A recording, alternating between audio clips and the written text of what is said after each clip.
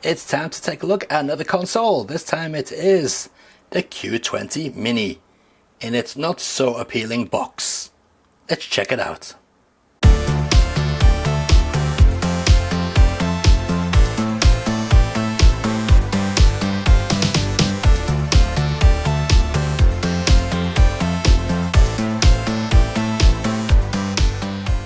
So here we are with the Q20 Mini, and yes, the box is a little bit underwhelming. Not much to it really. Well, at least on the back we've got some instructions, if I get them the right way around. But yeah, doesn't really tell us much. We've got a 2.4-inch LCD display. It's actually an IPS screen. Supports multiple simulator games, in other words, jam-packed with emulators and games. Supports multi-language. And some information there. But what do we get in the box? Well, let's take a look. So we get the usual mini manual, and this manual is in Chinese, but on the other side we have English. As you can see, Chinese that side, English this side. We also get a USB-C charging cable and a little baggie that the console came in. And here we have the machine itself. And what a pretty looking machine it is. We've got a metal faceplate, a glass screen, responsive buttons. The D-pad is a little bit mushy because it is missing the center pivot, but I've seen much worse. We've got L&R buttons on the top, USB-C input, that's for charging and transferring data, a volume dial.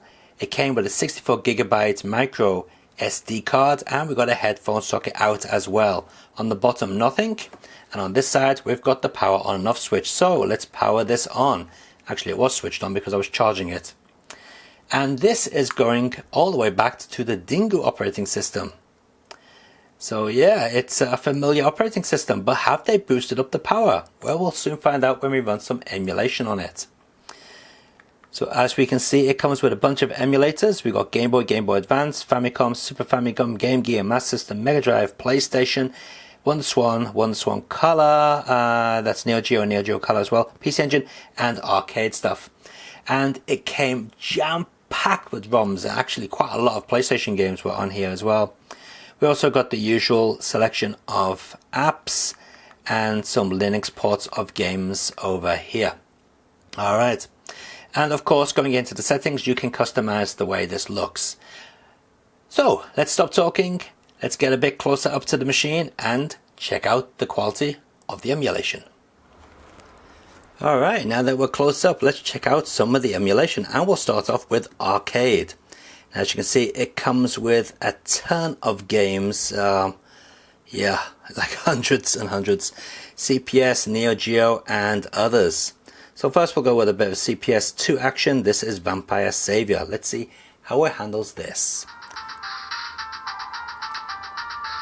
Okay, straight away I can see a bit of tearing down the screen here. See, you notice it when it flashes. Now let me just put this in slow motion so you can see it. Yeah, see, it is noticeable. Oh wow, you can certainly see it then.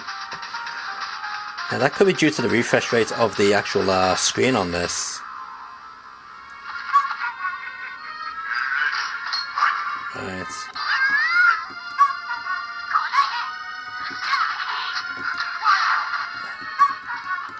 Okay, the buttons aren't mapped correctly. That's a bit of a bummer. Ah, I see, they put them up here on the shoulder buttons. So you can do a Dragon Punch type move. Nope, it's going to be difficult like this. There we go.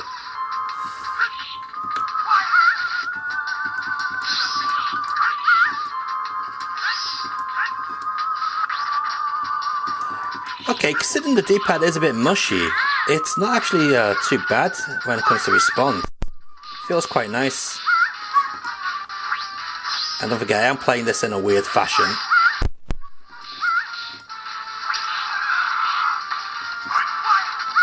Alright, not bad at all there. Okay, so let's see, how do we get out? Reset button maybe?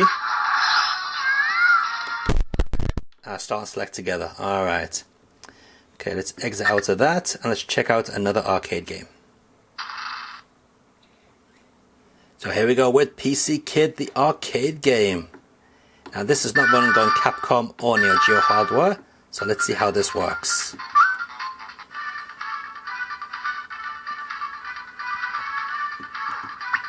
And it's not very smooth, is it? You can see that straight away.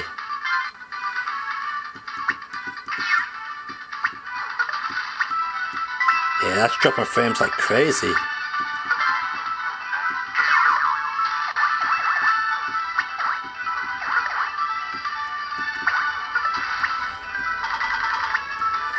Okay, so it seems that Capcom and Neo Geo stuff is okay, but maybe some of the other arcade stuff is not too hot. Okay, let's just try out one more arcade game.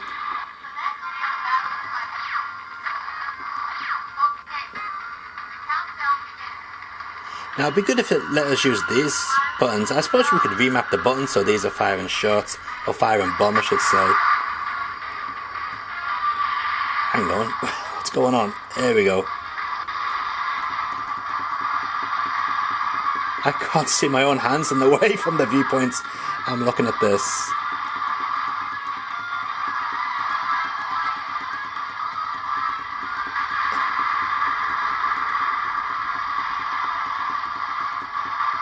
Okay, that seems to be smooth. Nowhere near as jerky as that PC Kid game was. But I can hear a little bit of pausing in the music.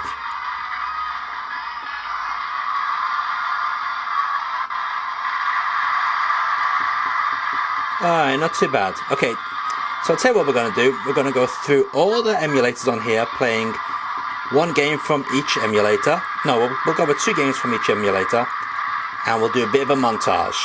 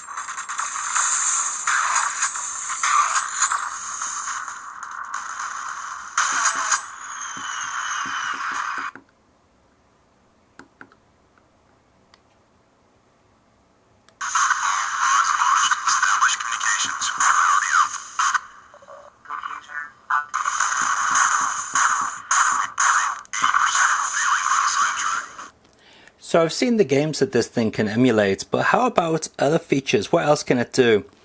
Well, we can also play media files on it. So if we take a look at this, we've got a little bit of a video here. Oh no, we haven't. That's an image. Hang on, let me just go to a video. Here we go. So we can play videos on it. This is an MP4 running at 720p, and as you can see, it's jerking like crazy.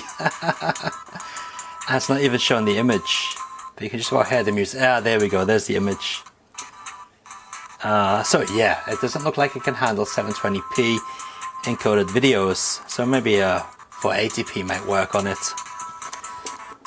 Okay, let's get out of that.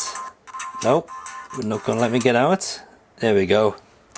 So yeah, we've got a music player though. Let's see if we got any music on the SD card. Yeah, so it's playing something that was pre-installed on the SD card. Let's get out of that. Don't know what it is. Come on, get off. I'll just turn the sound down. There you go. And I just noticed by cycling through, you can get different screens for your music player, so that's quite nice. But yeah, I mean, apparently it's going to play MP3s up to 300 and what was it? 350 odd kilobytes per second.